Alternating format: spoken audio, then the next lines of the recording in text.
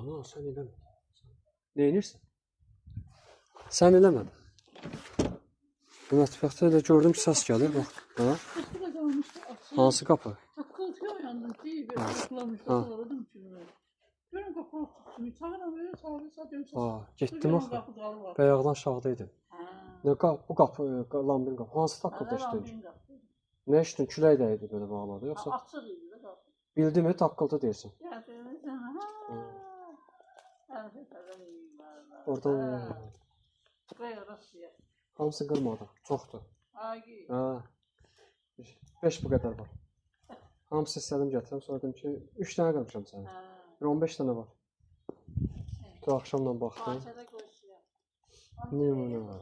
Amma yaxırsana sulamaq lazımdır. 2 ay, 3 aydır, orada 4 aydır, oktyabr. Sentyabrda 5 saatı vermişdik. 5 aydır oraya heç nə yağış olmur. Bura necə quruyubsa orada elədir.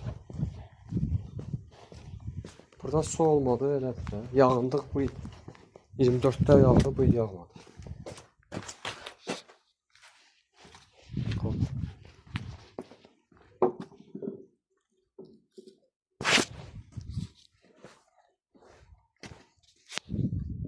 Bu ne la?